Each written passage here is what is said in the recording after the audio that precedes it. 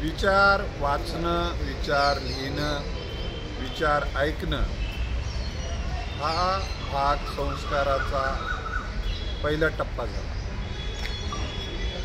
विचार जेव्हा रुजले जातात, विचार मनामध्ये रुजणं आणि ते रुजलेले विचार जेव्हा प्रत्यक्षात येणं हा भाग अतिशय महत्त्वाचा असतो। त्यामुळं विचार ऐकणं, विचार लिहिणं आणि विचार वाचणं हे जेव्हा कृतीच्या पातळीवर येत नाही तेव्हा त्या विचार वाचण्याला, ऐकण्याला, लिहिण्याला काही अर्थ असतो का असा प्रश्न मग समाज विचारतो। मग विचार वाचायचे नाहीत का, विचार ऐकायचे नाहीत का, विचार लिहायचे नाहीत का?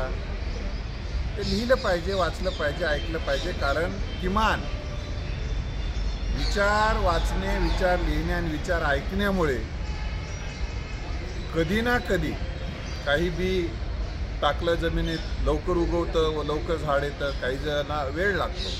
तसं आपण ऐकलेले विचार, वाचलेले विचार, आपणच लिहिलेले विचार कधी कधी आपल्याला आठवतात आणि आपल्याला मग ती जाणीव करून द्यायला लागतात। आणि जेव्हा जाणीव अधिक विकसित होते आणि तेव्हा मग ते आचरणाचा भाग बनतो। म्हणून आपले विचार वाचणं, लिहिणं आणि ऐकणं ही प्रक्रिया न थांबवता कंटिन्यू केली पाहिजे आणि जितकं शक्य आहे तितकं आचरणात आणण्याचा प्रयत्न करावा। धन्यवाद।